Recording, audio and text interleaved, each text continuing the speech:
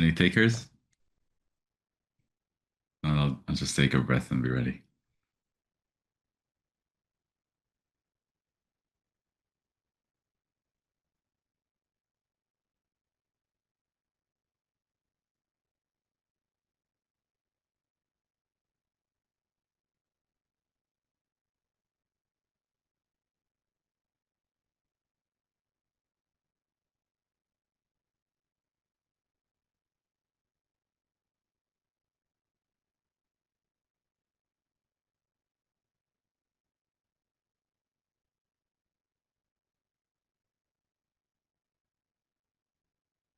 And it looks like you've already done so, but please do continue arriving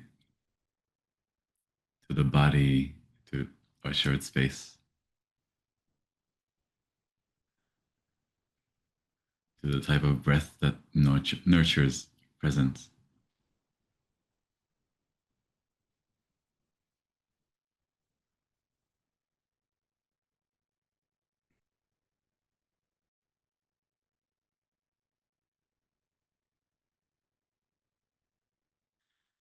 Letting go of anything that can be put down, that's not relevant to our session.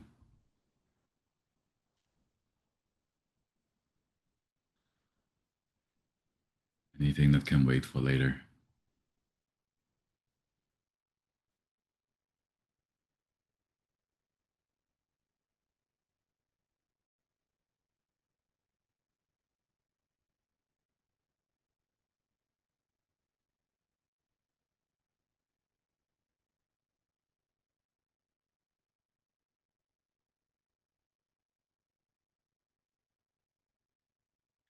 Any sensations or tensions in the body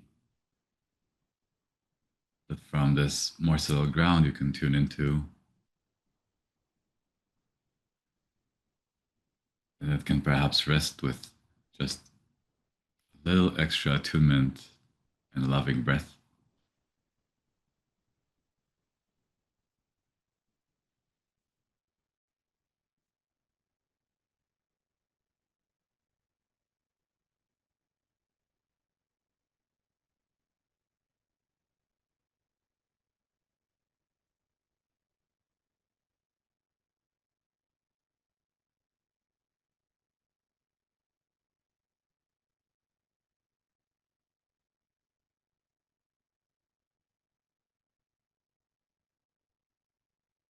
And then connecting to any quality in the space, and particularly in our bodies, feel alive, feel joyous for no reason.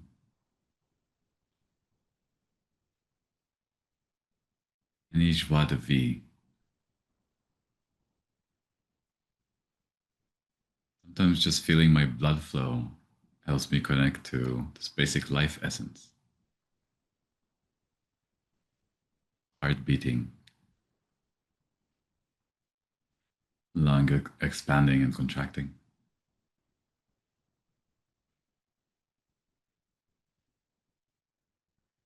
Feeling the density of muscles, ready for action but now resting.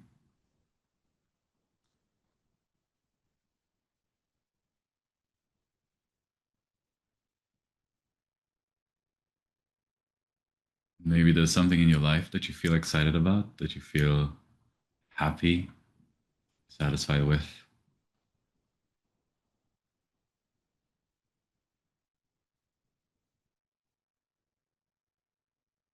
And see if you can tune into this aliveness, to the vitality.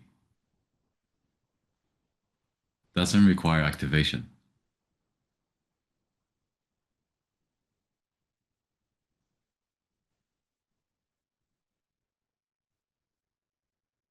To any smile, any vivaciousness that it brings up.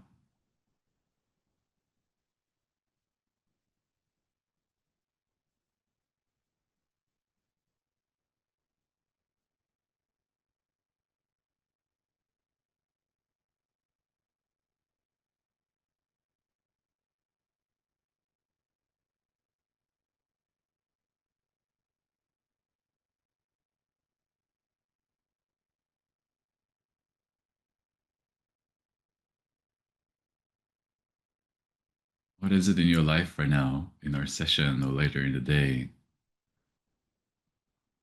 that amps you up, makes life worth living, that you're grateful for?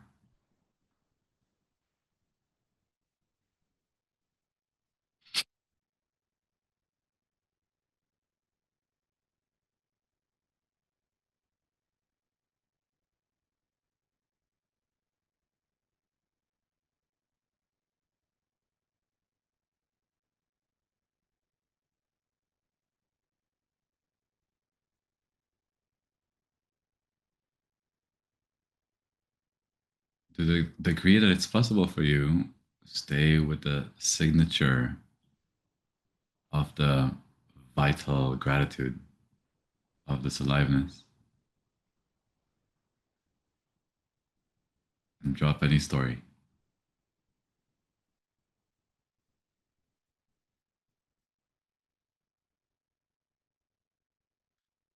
And of course, if you, as you know, if you lose that signature, if you lose that feeling tone, then go back to the content.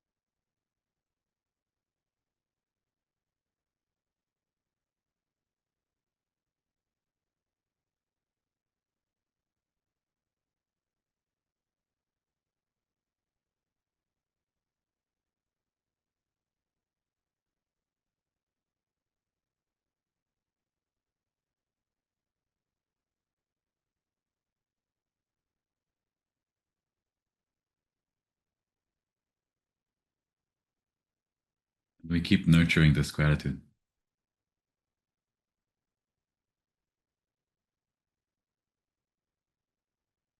We can breathe to it.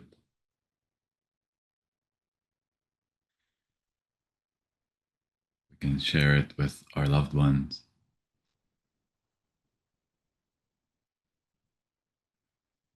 We can beam it out in every direction.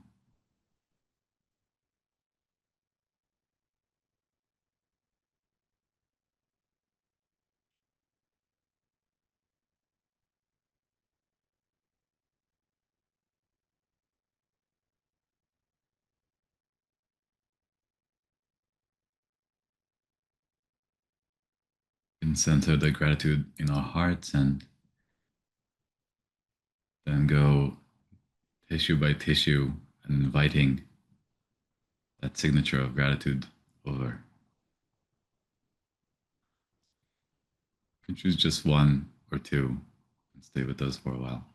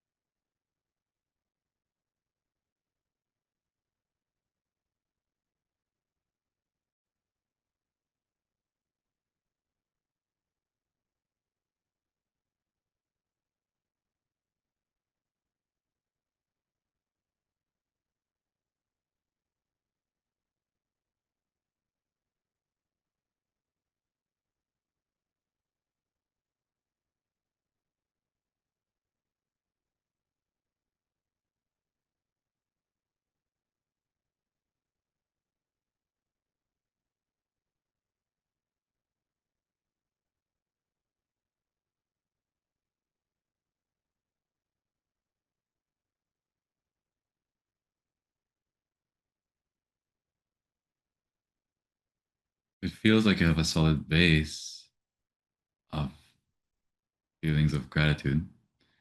See if you can let go of any effort previously used to generate it. Maybe instead of making something happen, more so just relax into a warm bath, positive feelings.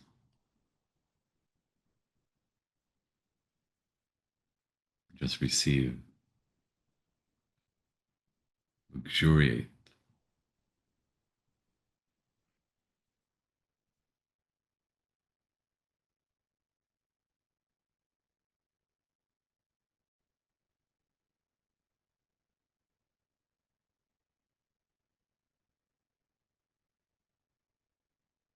Opening every pore of the body to receive.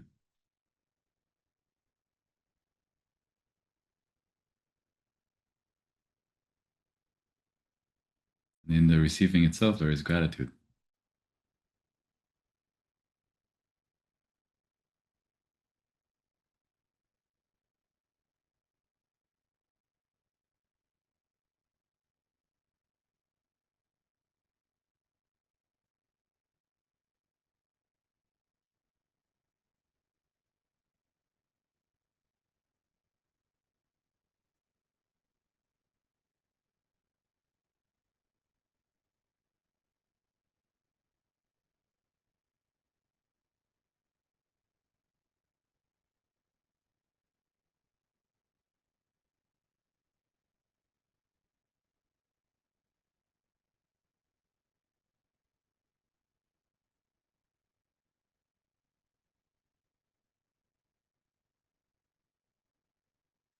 Notice if there are any places in the body mind that are subtly resisting feeling more, receiving more.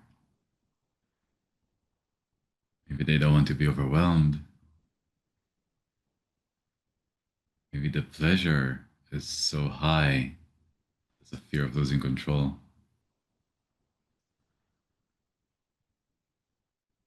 And don't override anything, but see if you can feel just 2% more, 5% more.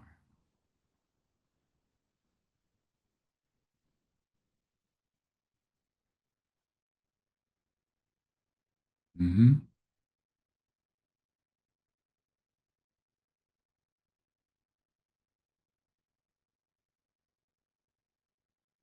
And check to see if this level is still respectful to your system. You're still surviving. You're still alive.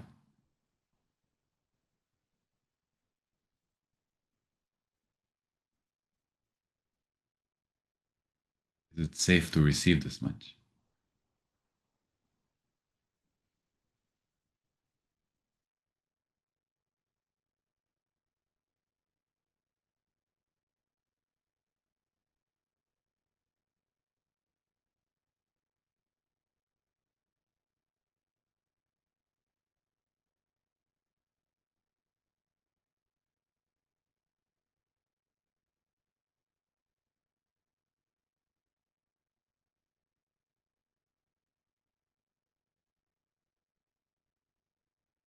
And trust your wisdom.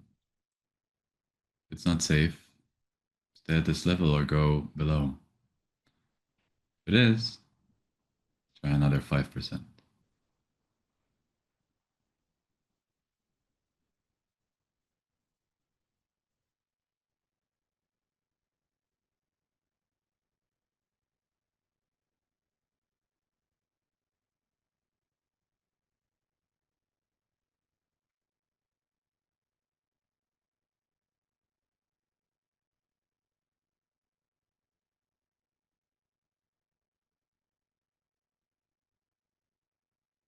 If you're in an environment where you feel safe and comfortable doing so, see if there might even be a sound that wants to come out. A sound of aliveness, pleasure, relief. It can be a sigh. Ah, even be one with more pleasure. Something that really gives voice to this systemic gratitude, pleasure, aliveness. Ah.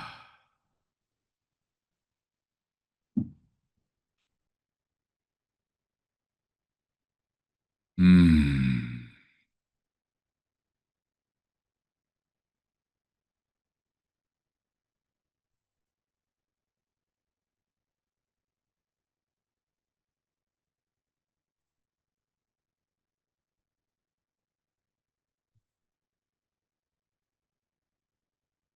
The same way that when we're angry, we raise our voice, and when we're sad, we cry. When we are alive, when there's gratitude, excitement, pleasure, the expression of it, what helps it move or amplify if needed, is also touching the voice with it.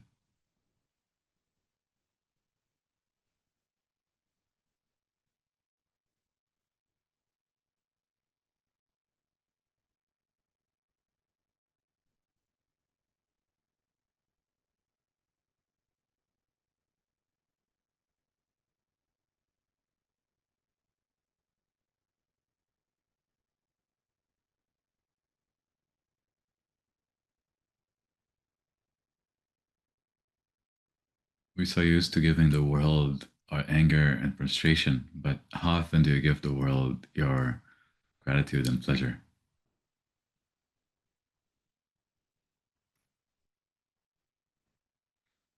your joy and celebration of life?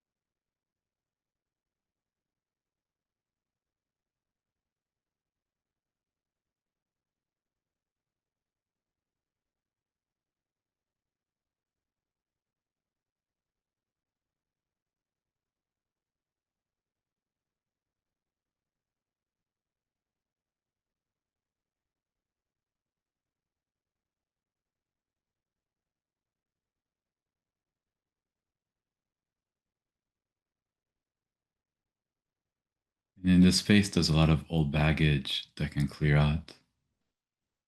You just stay 70 to 80% with the positive feelings, with the gratitude, with the warm, spacious sensations, and 20% with whatever is exhausting, evacuating, moving through.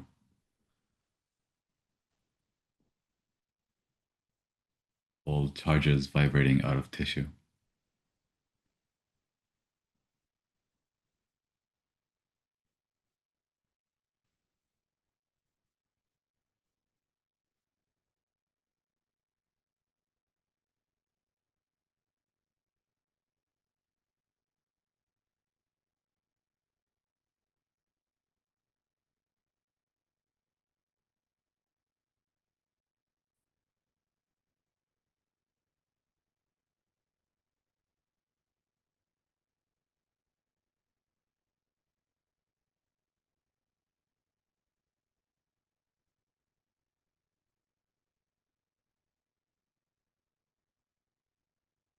Especially after major movements, make sure you take a big breath, nourishing the body.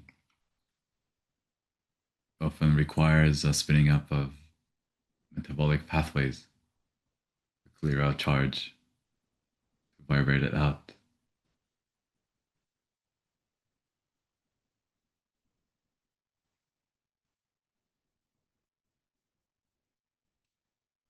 So we can bring gratitude to those parts of the body mind for holding on for so long, nourish them with the breath.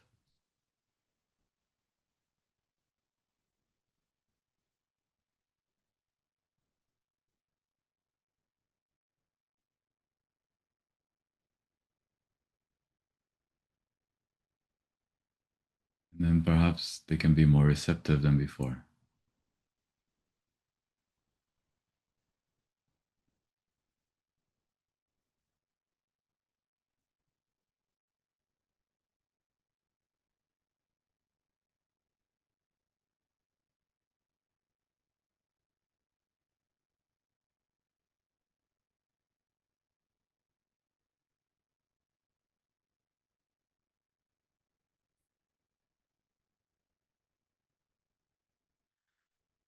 Before we end, I want each of you to ask yourselves the question: can I take anything about what I've learned about vitality, aliveness, gratitude into the rest of the day, into the rest of life.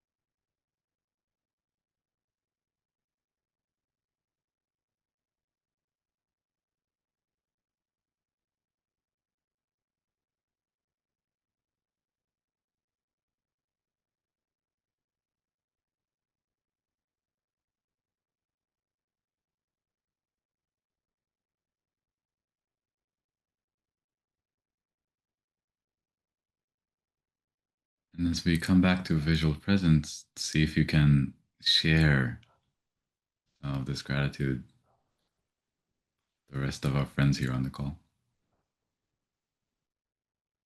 So, how's your gratitude practice going?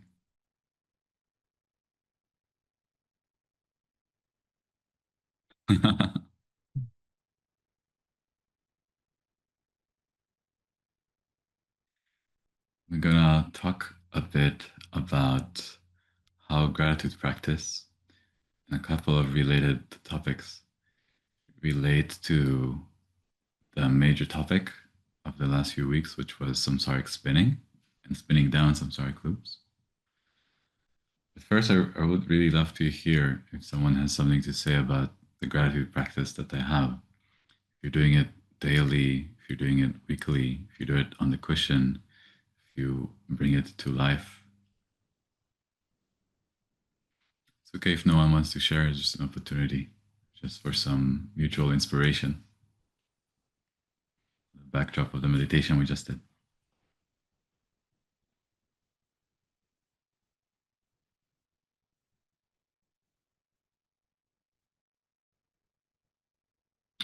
I'd say that for me, oh, please go ahead first.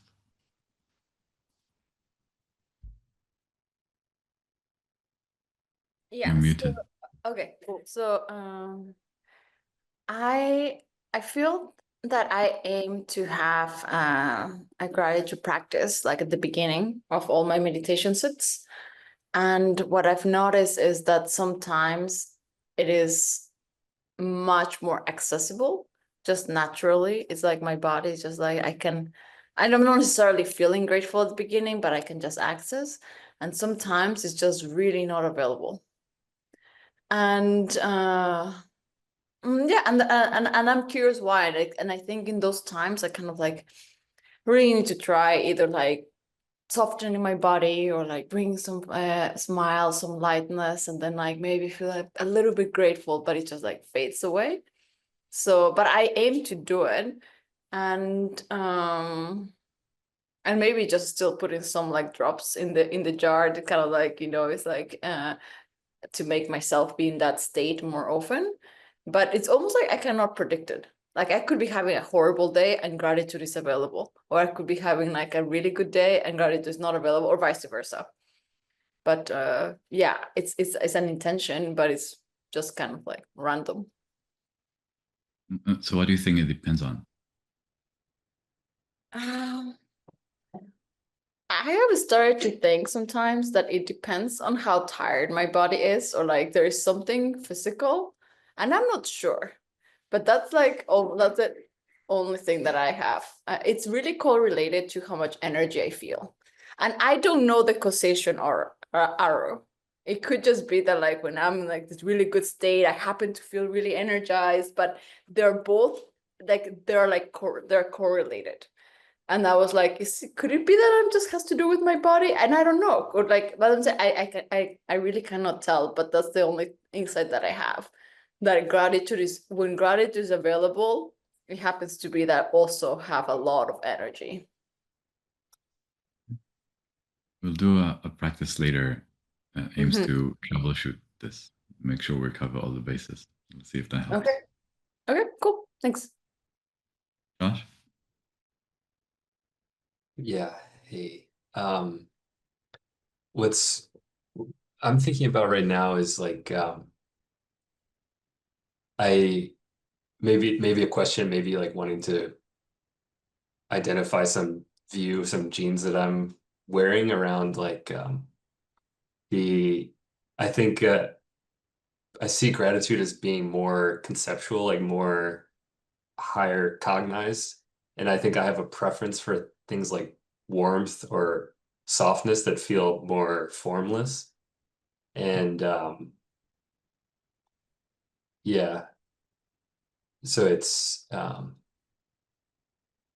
yeah, the kind of a curiosity that I have of like um that I think you're pointing to layers of subtlety or entire category of experience, I would imagine. Um, but yeah, just to say like my normal practice is more like warmth or I feel stiff or rigid and I would like to more softness in my experience right now. Yeah, it's more common for me in daily life. Yeah. So I would say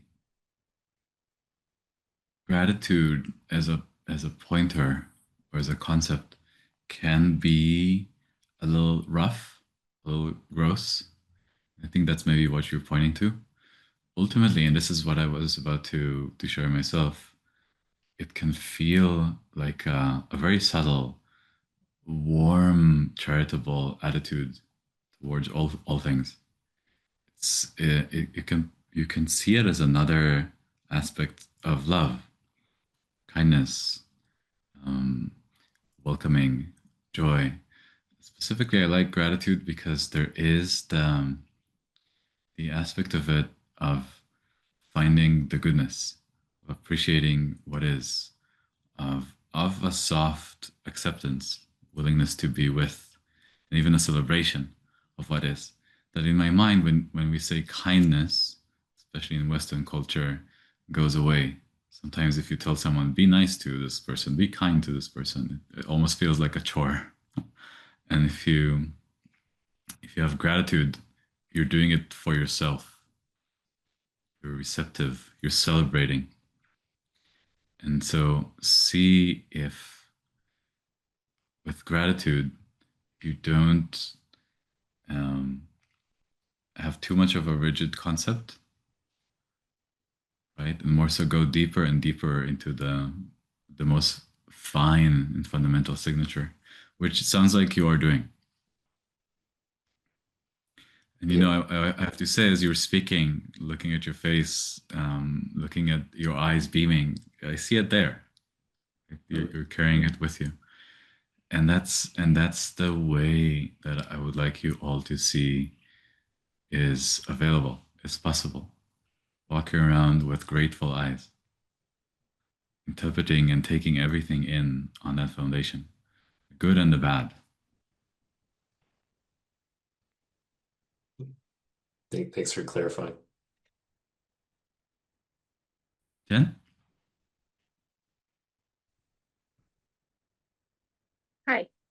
I think gratitude is, I think I need to focus on it more. It feels like something that needs to be more a focus for me. Um, what you said about, what was it? Something about receiving is gratitude or something. Um, like basically, I think it's difficult or like it triggers things in me to take in, and so there's um, a stuckness there that needs to kind of unlock more for the gratitude to flow. Mm-hmm. Um, and I kind of felt like maybe, but does feel like there's a part of me that does want more, like wants this, like love or gratitude or whatever, but it's Mm-hmm. kind of been taught like, no, don't receive. You're not supposed to take, or like you're supposed to give. But it almost felt like there's a maybe like a small self that's actually like just here to receive. and then like it needs to kind of do that and let almost like not to like Christian imagery almost of like the vessel. It's just there to receive, and then it can come through or something. But it's like the complete opposite of what that small self was taught is good. So I think, well, one, I was curious, like if that kind of imagery made sense. And then,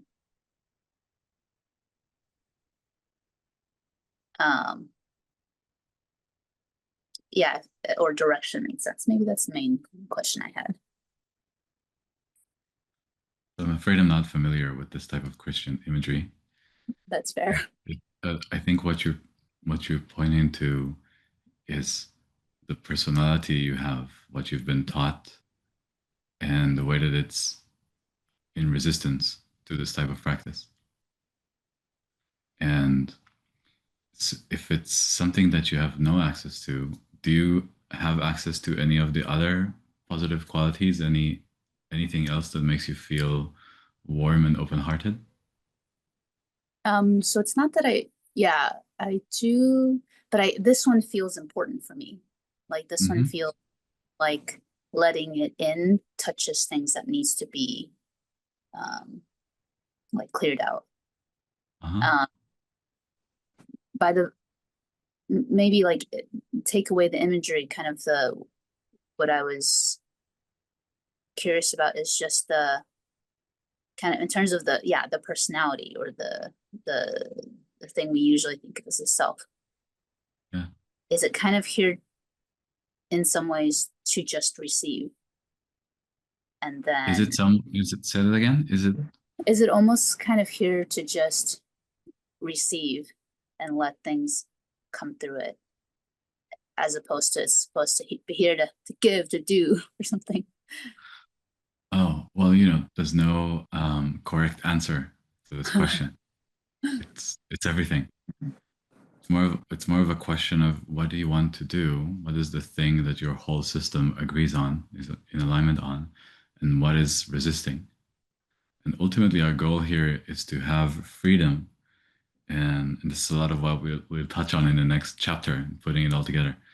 We want to have the type of freedom so that any passion, any aliveness in a direction that emerges out of us has the buy-in of the entire system, out of a sense of a charitable attitude, out of an understanding that all of our parts and united as such are looking to support the system or looking to be of service to one another, and all aligning on the types of fundamental principles we're calling the Dharma and are exploring in the book.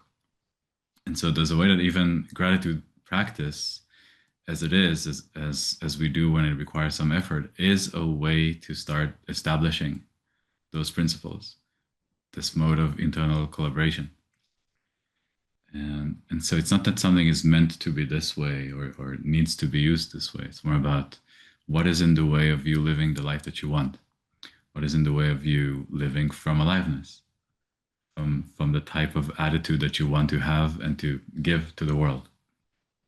And I was asking about other qualities because maybe there would be easier access points.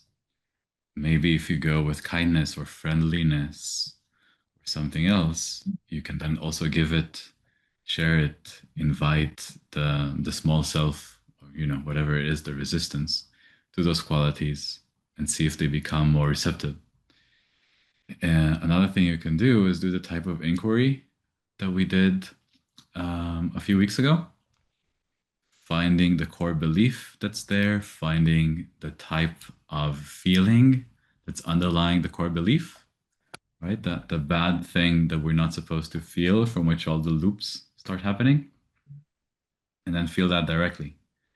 See what you're not supposed to feel. See what the bad thing is that happens if you are receptive, both in terms of meaning, right? Maybe it means I'm selfish and bad and I'm not worthy. Or if I'm receiving, there's like a fear. Maybe something will be taken away. Maybe someone will judge me and reject me. Go directly to the source of the resistance. So you can play with that and see what happens. And of course, also welcome to come do a session with me on this and we can explore this together. Sounds good. Thanks.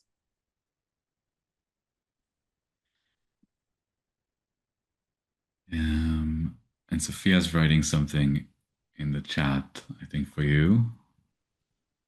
I'll leave that for you to see if it's something you want to play with.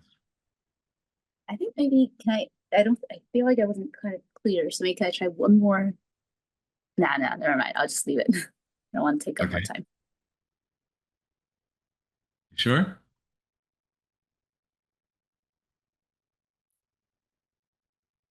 Okay. Sounds like you're sure. Sure. All right. Let's see where we are. So we were talking about samsaric loops. And I want to make this notion of loops even simpler, taking away the samsara part, and just consider how much of our mental lives are consumed by open loops, by open tasks that are constantly pressuring us in the background and are exhausting our mental capacities. When we wake up in the morning, it's not a blank slate. Like 5 seconds after we regain consciousness, it's already this flood of, oh, I have to jump out of bed, I have to do this, I forgot this from yesterday, I gotta, and the whole nervous system gets activated. I know it happened to me this morning. I was flooded with so many messages on the backdrop of feeling raw.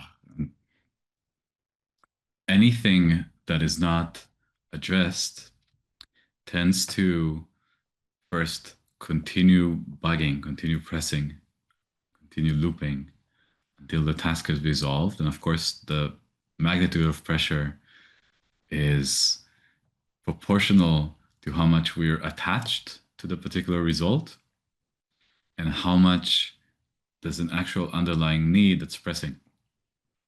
So we can be attached all we want to being extremely rich, but if our bladder is pressing, that's gonna win, right?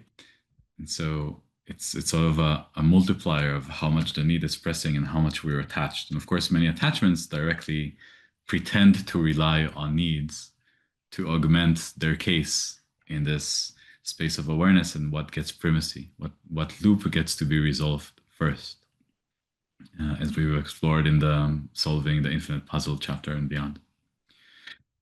And so the skill that I want us to play with today is how, with this type of gratitude practice, we can, first of all, see which open loops that we're still carrying have actually been completed. And we simply have not, because of the onslaught of all the other open loops, acknowledged and celebrated the completion. And two, to see what type of open loops are pressing, even though right now we have no solution to them. There's nothing that we can do. Then we'll talk about what we can do when this happens. And then lastly, on the backdrop of gratitude, we can then identify the types of open loops that the only activity required from them to close is some feeling, like sadness or heartbreak. Just the full recognition along with the emotional quality allows the system to rest. What happens when we have those open loops and they continue playing in the background and of course continue mounting one on top of the other? This is touching more on the samsaric looping notions we've been exploring. Is the more we do not allow them into awareness, or I'll say it differently and more charitably, the more that they're not allowed into awareness simply due to the causes and conditions of our lives, there's just other stuff that screams louder, the more they start getting pushed into the subconscious. And all we have left is a subtle agitation. sense of something's not right, but we don't even have the message anymore. We don't even know what it is that's pressing. And of course, that's part of what uh, creates karma, or you could say is karma. And then pointing back to one of my favorite and perhaps most encompassing definition of karma, I picked up from Alan Watts, which is karma is action needing more action to be complete. So we had the action of opening the loop. I have to go to the bank. And it just does not compete well with all the other actions that are now in the system. So it's just like, hey, I have to go to the bank. I have to go to. It gets stuck in the subconscious. It colors everything with some agitation and the direction of where it needs to go. There's a pull towards the thing. Never mind, bank is a stupid example, but of course you have a sense of what it is. Constantly pulled toward the thing that we never managed to finish, never got to receive when we were young. And until we actually go to the bank, right? Insert example from your life. That thing is going to be open. So karma is action that requires more action to be complete. And again, tying it to the previous chapters, often that action needs to come from fundamental consciousness or as close to it as possible to be complete. Because sometimes if I have, let me take a second to find a slightly more relevant example. If what I really want is to receive motherly care, feminine care, but because of the rest of my makeup, I have trouble receiving exactly for the reason that I was lacking in motherly care and learn how to, let's say, take care of myself in a more masculine way.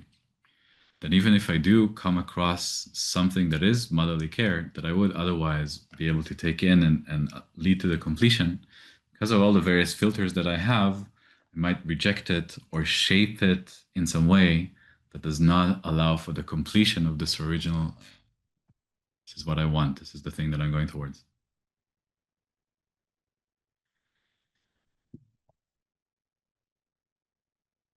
Any questions about this so far? The whole theoretical chunk we have for today, and we'll start poking and pulling and practicing with it.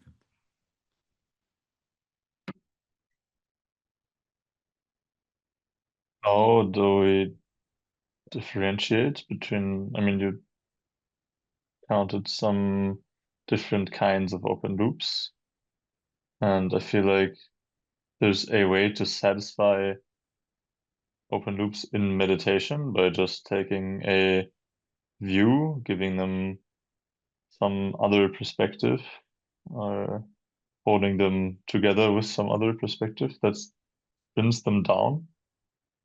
And I wonder how different is the signature between like temporarily spinning down a loop and kind of sending it for rather another round in the subconscious.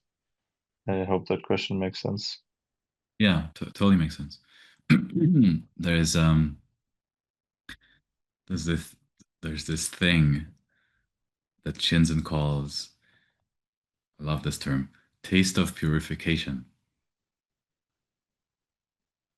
I see you nodding, and I have a sense, at least some of you nodding, and I have a sense that you have a signature of what it is.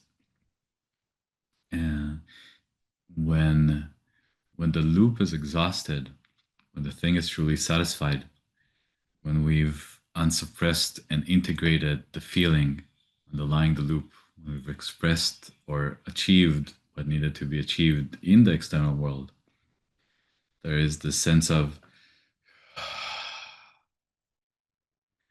relaxation, there's an openness. If it's an emotion and it's in the way of a connection, it generally leads to the heart being open, or at least more open.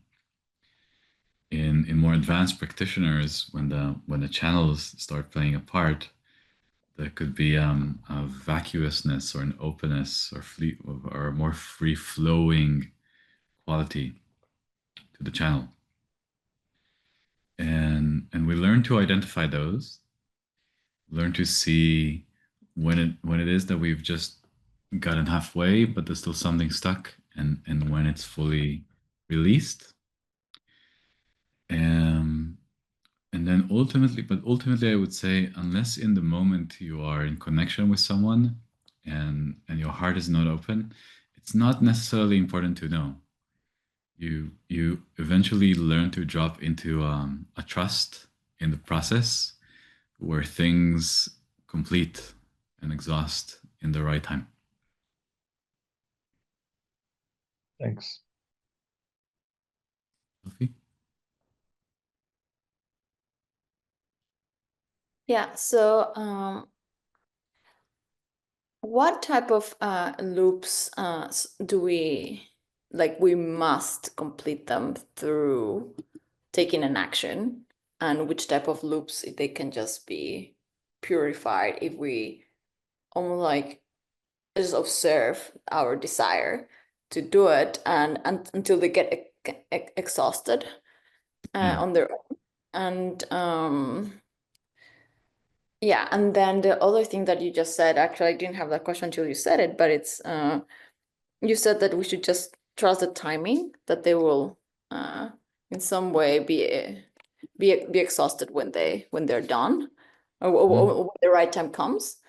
That seemed a little bit passive or disheartening, be like, oh, okay, so I'm just gonna like sit here and then like wait until like my karma eventually wants to get exhausted. So I don't know what you meant by that. Great questions that I wanted to address anyway. So thank you. Let's see. So second question, I guess is easier to answer. You're right. The caveat here is as long as you're on the path, right? You're not gonna sit on the sofa and Netflix and chill and karma will exhaust. It really depends on walking the path, on following your passions and aliveness in the world, in showing up in the world in a sincere way, making the most out of your life in whatever way it means to you. Those are the direct reflection of the karmic load that you're carrying. The things that we are passionate about correspond to the karma that we're holding. There is something to say about being passionate in a way that's less and less dependent on karma, because ultimately all the karma, all this baggage is contracting or collapsing the space of the natural flow of life force. But when the life force flows through the karma and towards completing the action, that is where passion still can flow. And so, as long as you're on the path, as long as you're engaging sincerely and passionately with your life, you can also trust that karma will release in its time. Now, not to go fully passive, I'll also say, of course, if you're suffering from some condition, if you have an emotion that you have a really hard time being with, go to therapy, go to a grief ceremony, find community that helps you with it, right? It's the trust does not negate skillful action. Trust is more so not to drive yourself crazy and I gotta figure all of this out. I gotta solve the open loops. I gotta get rid of the karma. Hmm. Yeah. Yeah. And the first question, perhaps a little easier. The answer is kind of funny, which is you don't know. You don't know. All you can do is tune into the most fundamental aspects of every loop. And then sometimes it's just like, oh, I don't care about this anymore. And sometimes it's, ah, I really gotta get to the bank. Right? Sometimes Yeah. you really discover that the thing that you're passionate about is making a shit ton of money or having sex with all of the most beautiful partners you can find. Sometimes that's that. And in that exploration, you learn about yourself and exhaust the karma and see the Dharma that exists underneath and enveloping this pursuit. But before we had like a gross concept of what it would mean to be successful or to be attractive as we go through it and with an open mind and with a sincere sense of wanting to make the most out of this in our lives and being on the path and understanding the Dharma, embodying the Dharma, then you will find the Dharma in the karmic pursuit. Yeah, that is clear. It did ring to me a little bit like some things seemed what you were saying slightly different from what I've heard from traditional Buddhist teachings. Mm-hmm. And in a refreshing way, because it seemed that my system was like, oh, like as you were talking, like, oh, I actually just need to like let my wants more than like rather than just like try to, because before I was actually trying to meditate them away, but some things you actually need to go and get them indeed. I think the one fear that I've had with like really going after life and like doing things is that I feel that in the process of fulfilling one karma, you start creating Mm-hmm. other karmas, you know, Mm-hmm. and even sometimes in the achievement, or like when you, because I have done things in my life that have made me feel that, oh, I did it, okay, it's done, and that vacuum kind of has created more restlessness, just being like, okay, now what? And then more mental agitation. Mm-hmm. So it's through the process of completing a loop with action in the world. So in that process, or after you have completed, how do you not create more karma? Or maybe you do. It's just like that you're like Yeah. constantly trying to go after something. Yeah. Okay, you're really throwing fastballs at me today. Those are great questions. And let's see, I think we have time. Yeah, let me give you a good comprehensive answer on Okay, this. cool. Thank you. So, absolutely right. We want to not create more karma as we complete the karma. And again, this relies on having a strong commitment to Dharma. Uh, and there were two facets to the question. One is about not creating karma, and the other is about how this differs somewhat from some of the Buddhist traditions.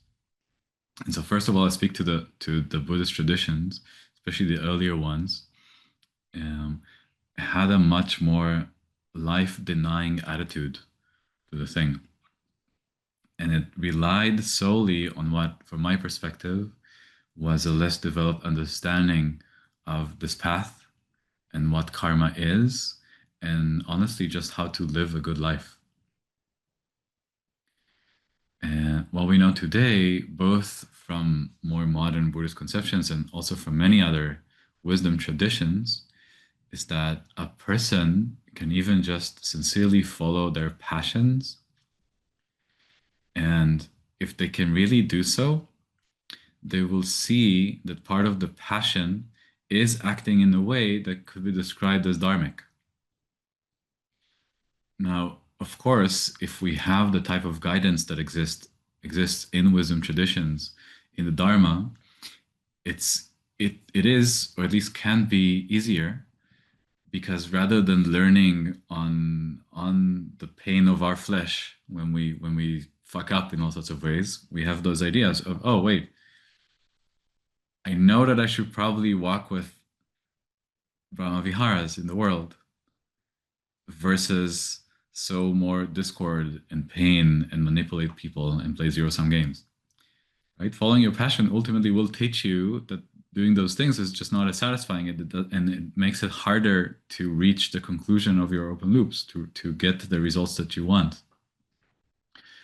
But it also is very helpful to learn in advance through the wisdom that exists in our shared fields how to do this skillfully, how to move with those passions in a way that does not create more, the Buddhists would say, unwholesome karma, akusala. That's one thing. The other thing, and this is reflected in all Buddhist traditions that I know, at the beginning of the path, generally you have an emphasis on converting, transmuting negative or unwholesome or akusala karma to wholesome or skillful or kusala karma. So we have karma that tends to create more misery, more discord, more zero-sum games, more conflict, more friction, what we would call negative karma. We have the type that not only creates the opposite, but also paves the path towards conditions that then allow generation of even more positive karma, or the exhaustion of karma, which is what we're going towards.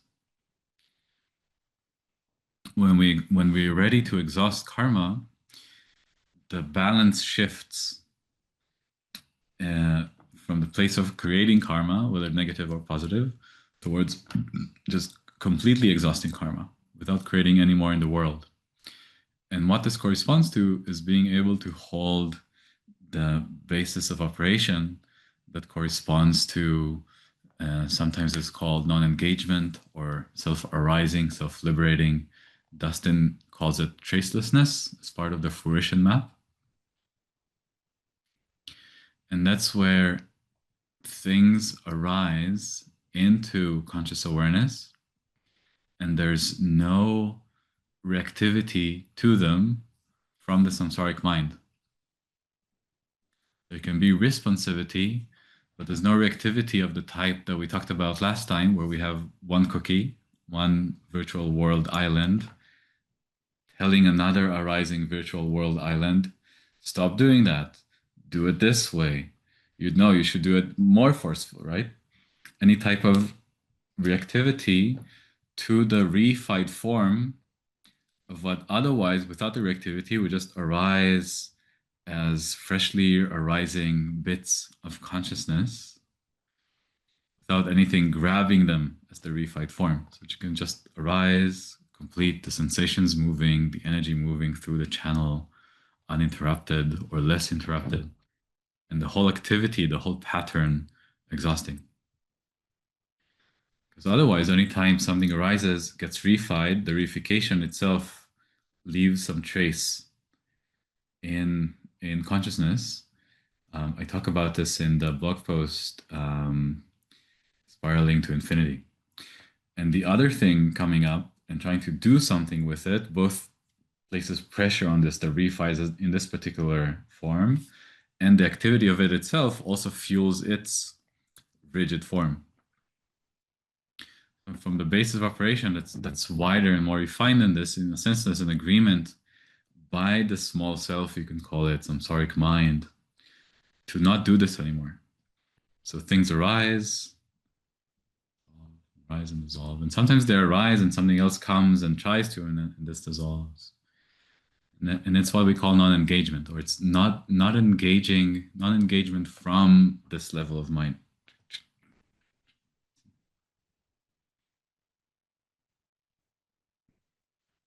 And that's the whole path. Yeah, thank you. Got it. Super easy.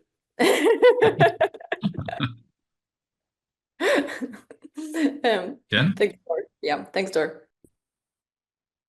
Okay.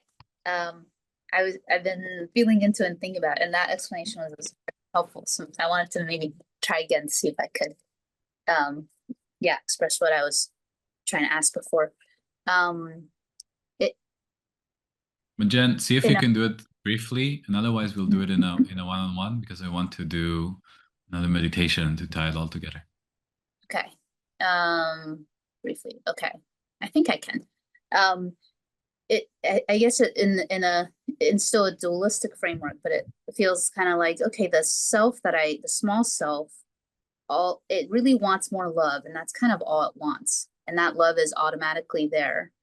And if it kind of realizes, oh, okay, I'm kind of just here to be a cup and receive, and that love flows in, then it can flow through it, but not as the small self anymore. But I guess I'm just double checking, like, wait, can I really just receive love and then let it do its thing? Like that seems like very lazy, like, and that I wouldn't be doing. So I think the personality just wants to double check. I'm just here to receive. Is that it? Is that okay? So, yes, and of course, I'm just here to receive is some ultimate answer, right? But for you, you're so welcome to play, and this is why I say yes, with I'm just here to receive, I'm just here to receive. And just receive. Okay. Just receive and see what happens. And I want you to try something real quick. Can you look at everyone on our gallery view Mhm. and see the love that's emanating out of them? You can see their eyes, you can look at their faces. Just see the love that's there. And without them even trying very hard, right? Just see if you can receive what's already there. Mhm. You didn't have to work for it. I wouldn't even necessarily have to say anything. Right? This is always available to you. Receive the love that's already there. Mhm.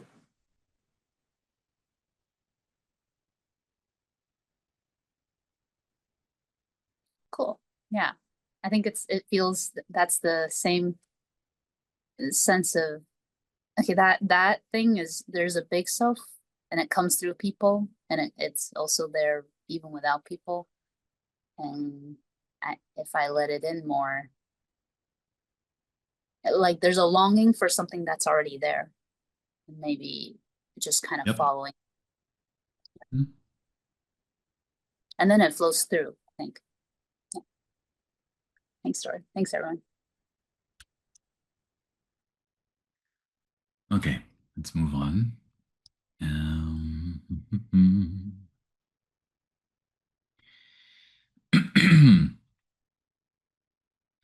There's one more tool that I wanted to point to connect with this entire exploration. Then we'll do one final meditation.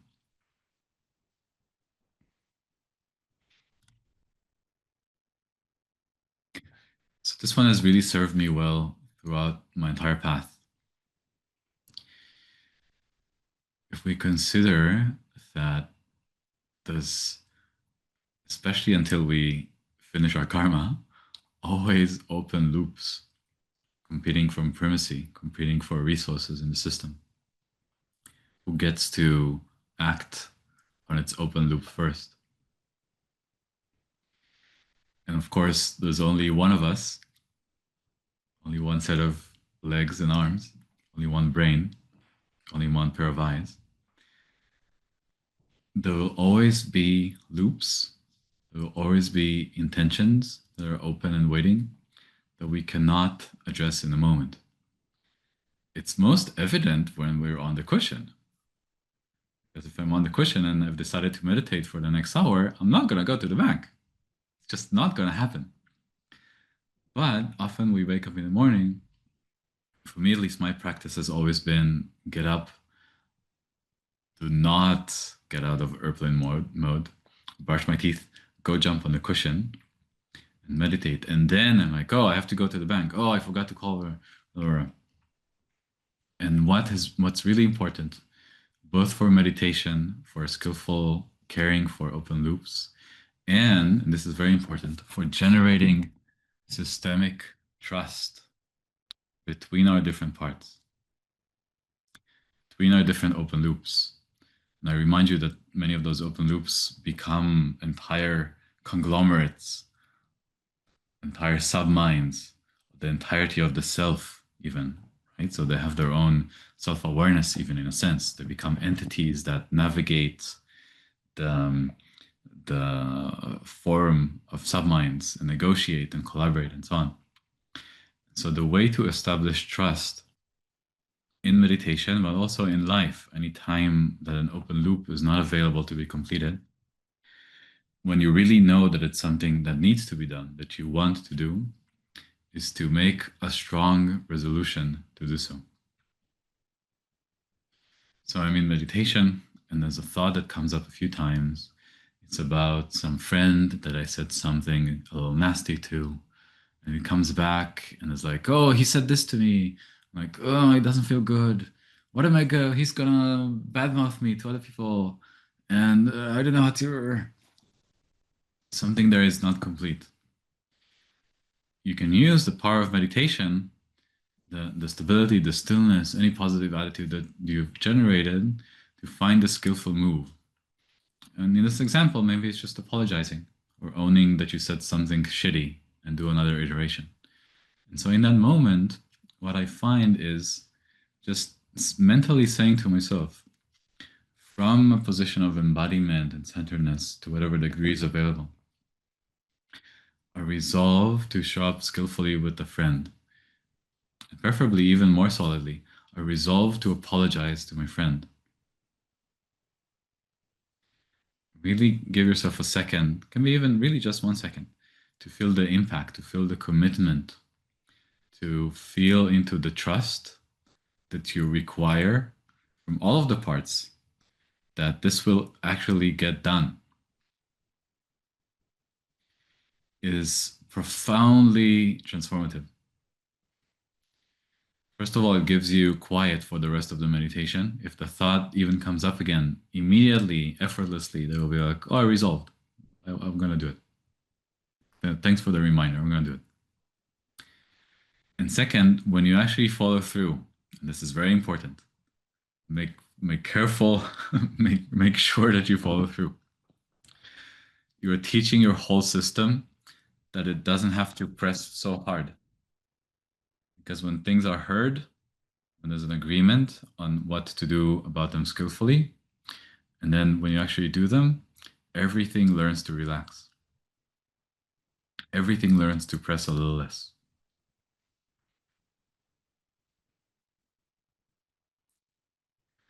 So in the meditation that we're about to do, we're going to try, well, not try, we're going to do a gratitude practice again.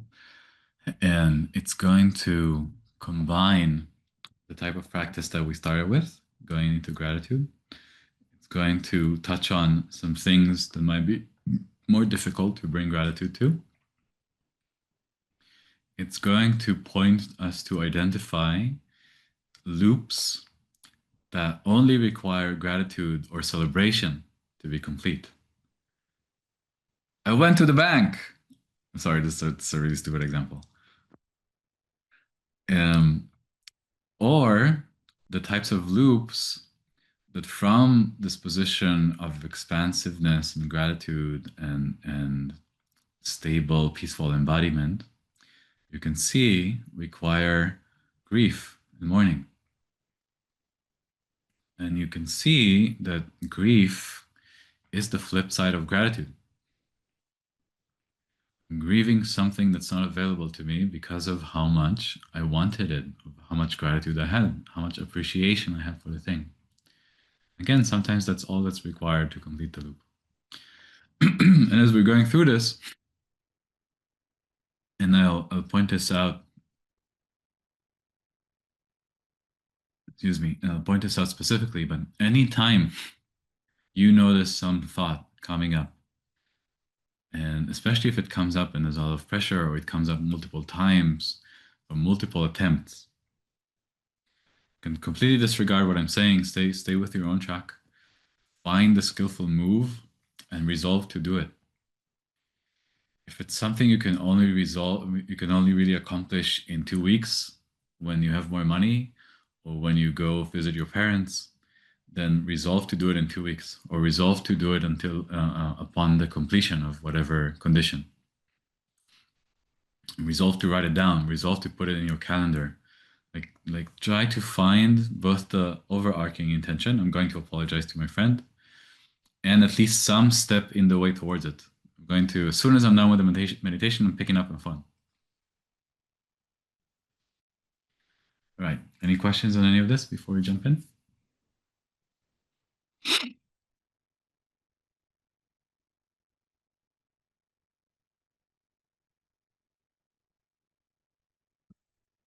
Ooh, I have And one that just came up. yeah, let me just say before, if there's any such thing that's already arising, write it down already before going into the meditation. Like evacuate it from the mind or offload it to an extended mind that you have. And yes, please. Sometimes when really feeling into a feeling signature, I can feel like also like gratitude, a very pleasant one. I can feel that my breath is accelerating, that there's a type of tension that's not necessarily muscle tension, but it's like in the frequency of this breath and in the like really digging into that feeling. And how does that work with staying relaxed? With Staying relaxed enough staying. to hold everything? Like how, yeah, like sometimes there's a lot of pleasure and I feel like then things kind of collapse. I don't know if it makes sense. Yeah, totally. Sometimes things will come up that will knock us out of balance. Sure. And then for those, you either want to cultivate a more stable, peaceful space before you jump in, or it's the sort of thing you want to do in community or with the support of a therapist or a teacher or a friend, anything that allows you to create a bigger, more stable, conscious space to do this work in. Thanks. Alex? I have a question about what to do when you have a thing that you perhaps feel like you should do, but you also see reasons not to do it. So like or you cannot resolve whether to do it or not to do it is the right thing to do. And Mhm. so what is what do you do then? So this is where the type of exploration we played with last week comes into effect, where anytime you have a few competing wants or shoulds, you break them down to the core components. I want to go to the bank, but I broke my foot and I don't want to add more pressure on it. Right? So you have the thing that wants to go and the resistance. Of course, you can have sub resistances and sub wants. And then you can ask the question, how can I go to the bank without placing more pressure on my broken foot? And then the answer can be very simple, right? Someone can carry me to the bank. I can take the car. I can. And again, I'm sorry that it's so simple. Of course, it can be harder if like things are at stake, but it's always this: break it down to the components, both the resistance and the desire, and see how you can weave a line that takes everything into account. But does it then have to always so like let's say you want to go to the bank and you have a broken foot and maybe I don't know, it's like do you actually have to go to the bank? Maybe you don't. No, you shouldn't go to the bank. Like maybe that's like in the first place the wrong thing to be preoccupied about, but maybe for some reason you're deeply obsessed with it. And then Yeah, you do it, and then you realize, shit, I shouldn't have done it. Why did I do it? Or maybe you did it yeah, again because it's just like a tendency that you have, and you made a mistake. Or maybe it won't be a mistake, but there's no way for you to know whether it will be or not. Something like that. Like these things are difficult. yeah. Um, it's not easy being a sentient being. And Yeah. this is exactly where grief comes into play. Forget the bank. Let's say you want to go to a party, but you broke your foot, right? And you break it down to all the components. And I want to feel this, and I want to be with my friends, but you can't. Just reality will not allow. And then you mourn. I can't go to the party. I really wanted to go dancing. I really wanted to be with my friends, and I can't. And I'm sad. My heart breaks. Yeah, I guess that's the only thing left to do in that case.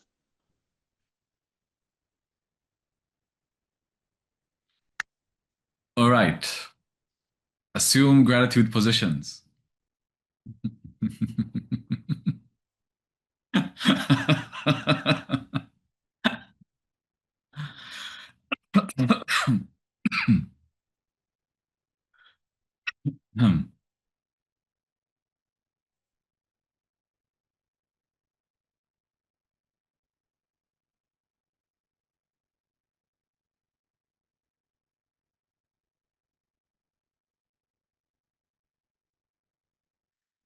So as we begin, see if any of the signature of gratitude or any warm and pleasant feelings, any feeling that opens your heart from the beginning of the session, let's say throughout our session, is still just there. You don't have to generate anything new. You don't have to make an effort. We just drop back into what we just left off.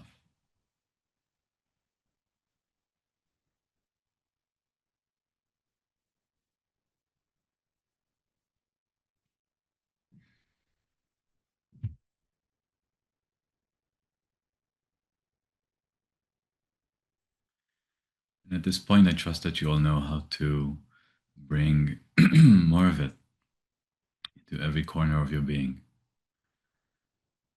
whether with effort or with more of melting into.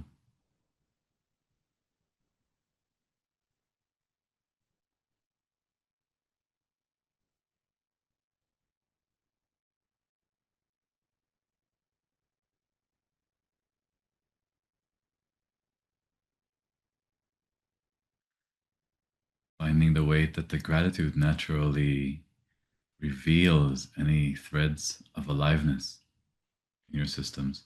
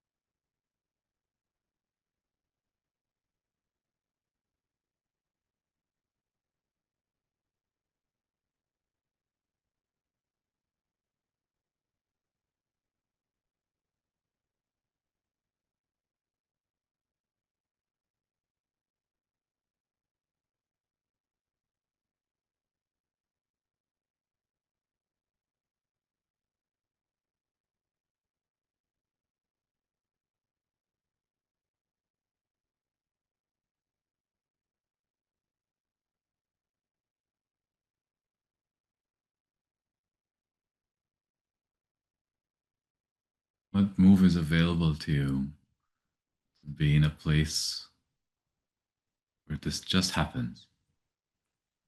Gratitude is the assumption of the system right now versus something that needs to be worked on.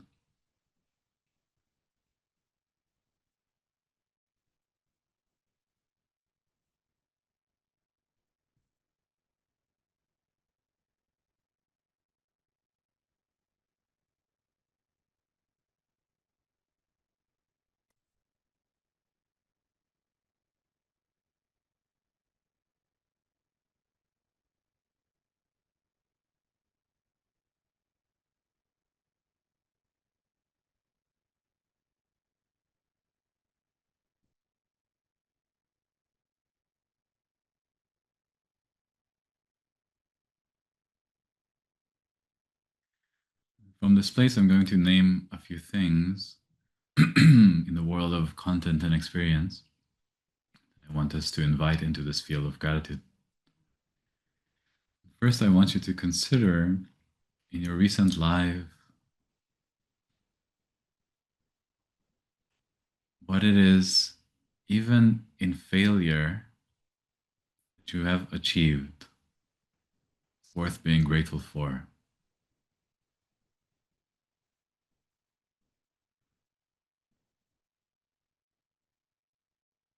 How can we emphasize and bring gratitude to what has worked,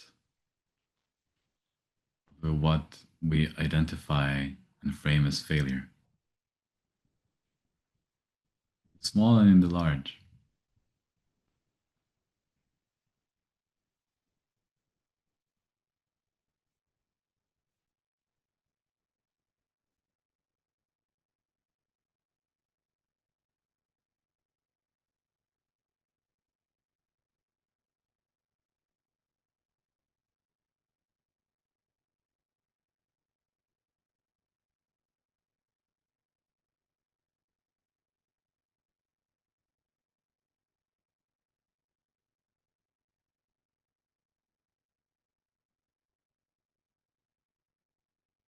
What have we learned? What has worked well? What has remained reliable and robust, even when other things have gone wrong?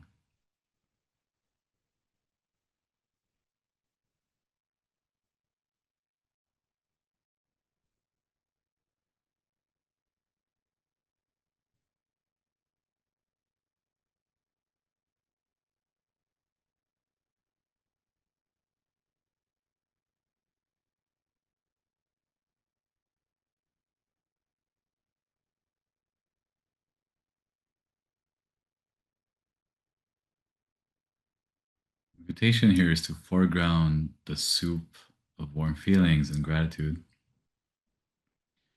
on which we invite with the inquiry any content, any substance comes up in response to those prompts.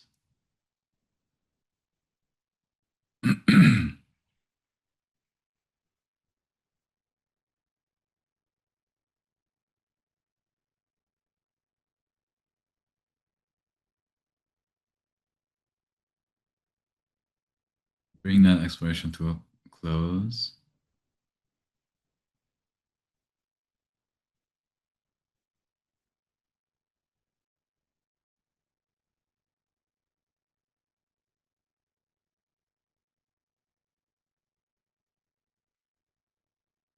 Next, I want you to try considering the most valuable things that you own, that you have in your life. See if in any place you have a sense of ownership, sense of this is mine. You can bring a simple gratitude.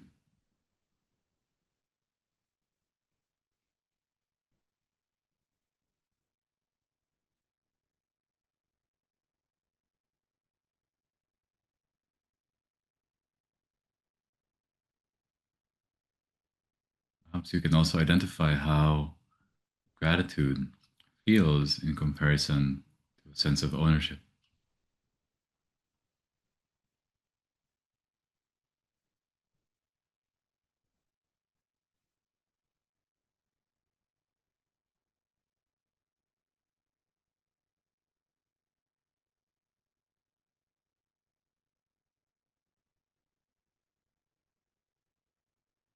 Bring this exploration to a close.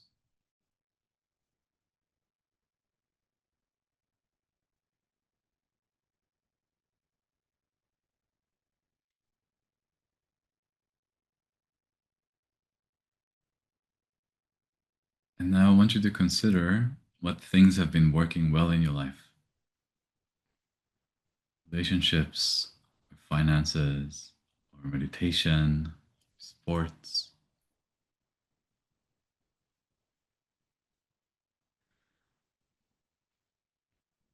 I want you to consider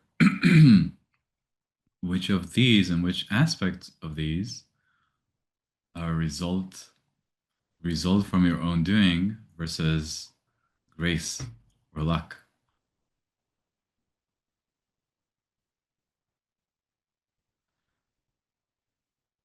And whether it's one or the other, be grateful and aware.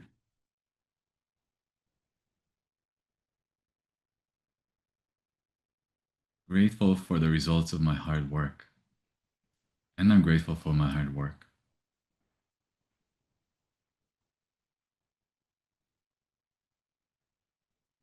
And I'm grateful for the causes and conditions of this universe conspiring to give me this thing that I appreciate so much.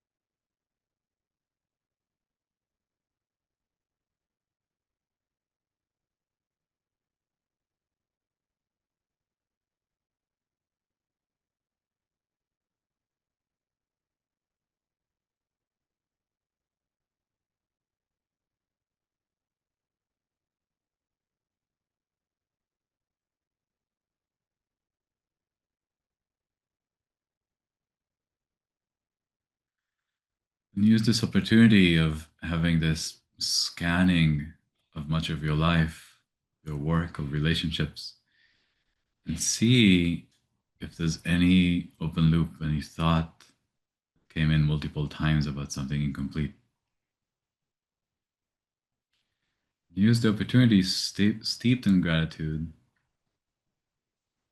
and in this field we've generated here to resolve to skillfully take care of it.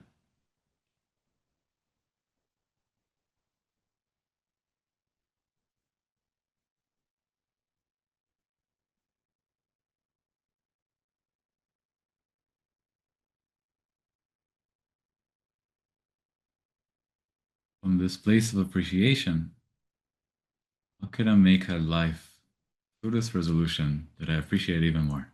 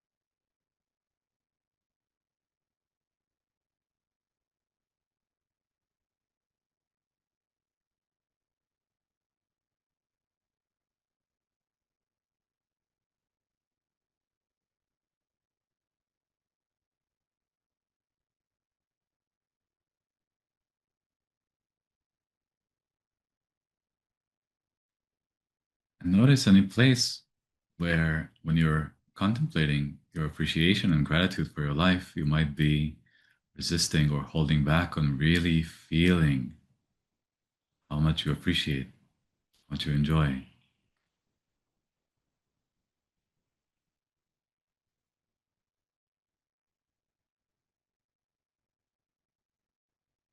You can bring gratitude to those resistances, play with opening them up a little bit, play with inviting them into the gratitude field.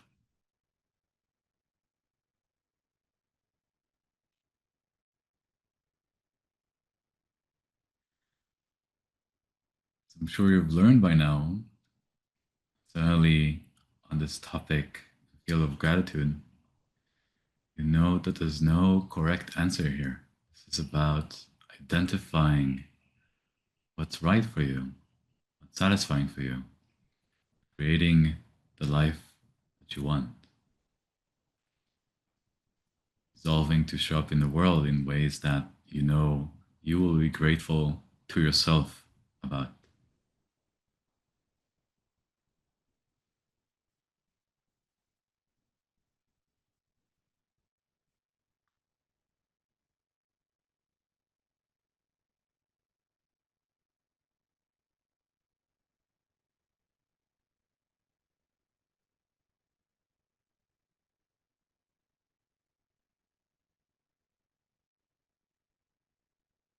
Before we bring this meditation to a close, I want you to really stay with the sense of gratitude to yourself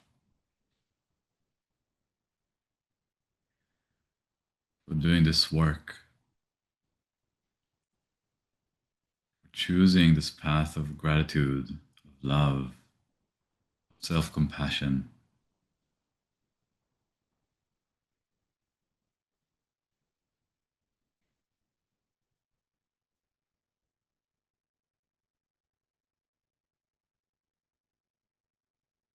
For any commitment you may have for walking this dharmic path.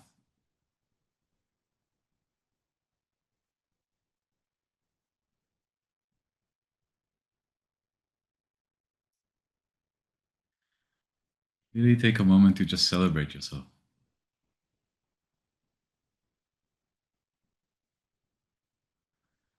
This is not about bragging to anyone, it's not about posturing, it's not about getting anything from the external world. It's just you with yourself, giving gratitude to and celebrating what you are.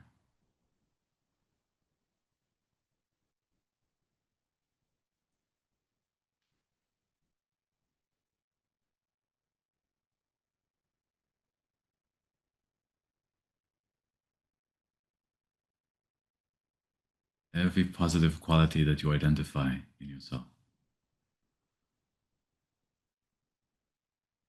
Any effort you make towards being and showing up in the world in the way that you want.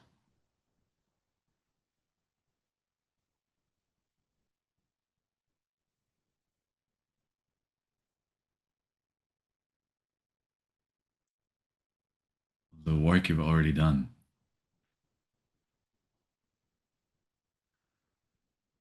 Every choice that you've made that has led you to this moment when you can just enjoy life and celebrate yourself.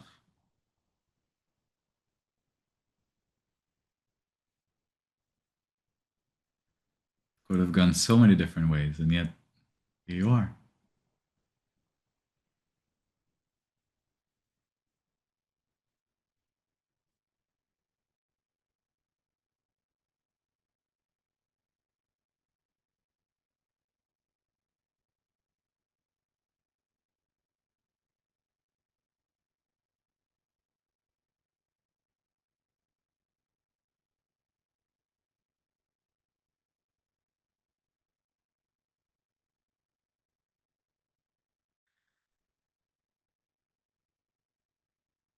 And as we return to the space, see if you can come back with the celebration still on your eyes, still in your faces.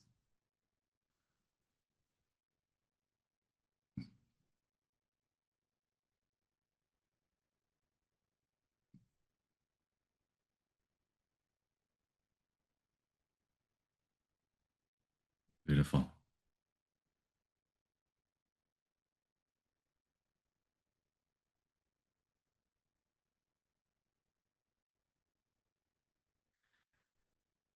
We're a little over time already, so I want to end here. Feel free to post any other comments or questions in the chat. Hope your day continues being a rolling celebration of all that you are and all that is. And I'll see you all in 2 weeks.